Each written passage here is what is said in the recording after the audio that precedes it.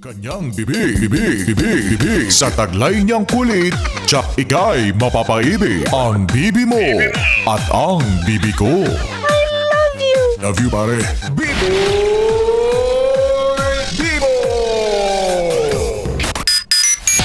Grabe naman yung narinig nating kanta.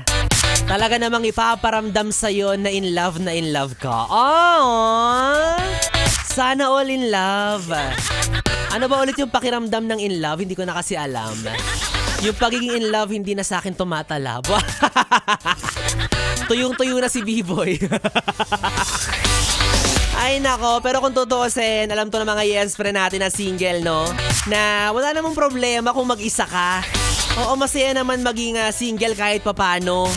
Kaya lang minsan napapaisip ako kung kanino ko ipaparinig yung mga baby talk ko. Like yung, kumain kaya ba? Parang sira, parang wag na lang iparinig, nakakahiya. O, diba? Kaya naman, hi, hello sa mga yes friend natin.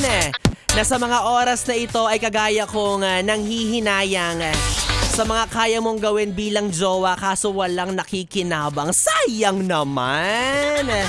Diba? I-ref mo yan, baka mapanis. Oo, yung tipong handa ka ng magmahal ulit. Bukas na yung puso mo para sa panibagong tao. Kaso, wala Matumal. Diba? Puro palya. Kumbaga parang hindi nila nakikita yung tunay mong halaga. Oh! Kung alam lang nila kung gaano kakahusay. Kung alam lang nila kung gaano kakasarap. Walang kahirap-hirap. Malamang sa malamang magkakajowa ka sa isang iglap. Kaso wala nga diba? Matumal ang bigayan. Or kung meron mang darating, ganun din, walang kalatoy-latoy. O diba? Walang kwenta. Sayang yung panahon, sayang yung pera. Halatang gumagastos para sa jowa. Saka sayang yung pagmamahal yan, di ba? Higit sa lahat. Yung tipong akala mo love story na Toy Story lang pala kasi pinaglalaroan ka lang niya. Oh! Pang ilang ko na to, kawawa ka naman. O kaya minsan alam ko napapatanong ka ng mga katagang, when kaya ulit? Di ba? Oo nga no? Kailan mo kaya ulit mararamdaman yung kilig? Yung saya? Kailan mo kaya ulit mararanasan maalagaan? Yung tipong may magsusubo sa'yo, yan! Best part talaga yan. Oo, yung may magsusubo sa'yo. Yung kahit busog na busog ka na, may bigla na lang pumapasok sa bunganga mo. Sarap yan. Oy, aminin mo na mismo yan. O, kaso ngayon, again, wala pa talaga. Okay lang yan.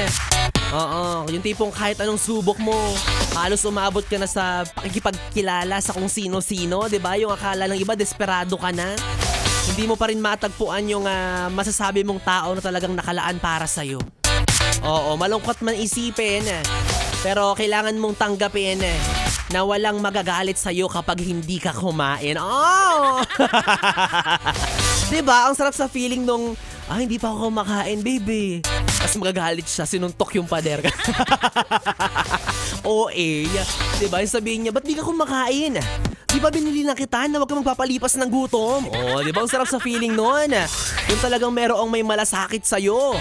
Oo, yung nagagalit siya pag hindi ka kumain ng tamang oras. Okay lang yan. Ang mahalaga, may magagalit naman sa'yo kapag hindi ka naghugas ng pinagkainan mo, di ba? Nanay mo! Ay, nakawala anyways mga yes friend. Ako muna ang bibi nyo for tonight. Or bibi nyo for life kung wala talaga kayo mahahanap. Diba? Dahil kapiling nyo na po ang bibi nyo sa radyo, ang DJ na mabilis bumayo, ang dila sa mikropono. Ako po si DJ B-Boy. B-Boy na pwede mong makatabi hanggang mamayang alas 12 para sa ating BB Time. Kaya naman dito ka lang sa istasyong no problem. Ang 101.1, Yes FM. Solid. Oras natin, 9:39.